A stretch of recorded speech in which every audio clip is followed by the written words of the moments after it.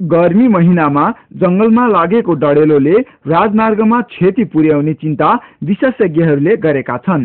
जंगल राजमार्ग भन्दा माथि हुने र डडेलो लागेको स्थानमा वर्षाको समयमा भूक्षय हुने हुँदा राजमार्गमा क्षति पुग्ने चिन्ता उनीहरूले गरेका हुन्। डडेलोले माटो समातेर बसेका मसिना घाँस बोट बिरुवा नष्ट गरिदिनाले डडेलो लागेको स्थानमा पहिरो जाने सम्भावना बढिरहने गर्दछ।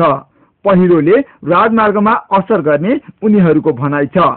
डडेलोको लागिहाल्यो अनि त्यो त्यस्तै किसिमको लुज किसिमको चट्टान छ भने धेरै मात्रामा पानी पर्यो भने त्यो त्यहाँको लुज मेटेरियलहरू त रोडमा झर्छ।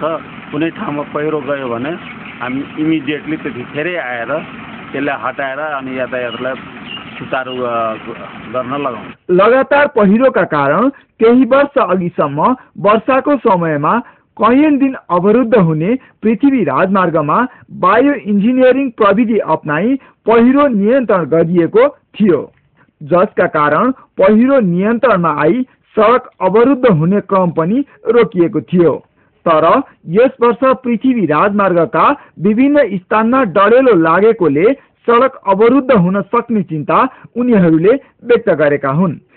यस वर्ष लामो समयसम्मको खडेरीका कारण जमिन रुखो भई डडेलोले नाश गरेको स्थानमा बोट बिरुवा पलाउन नसक्ने र बाँचेका रुखपात पनि सुकेर मर्न थालेपछि सडक विभाग भने त्यसको हेरविचारमा लागेको छ।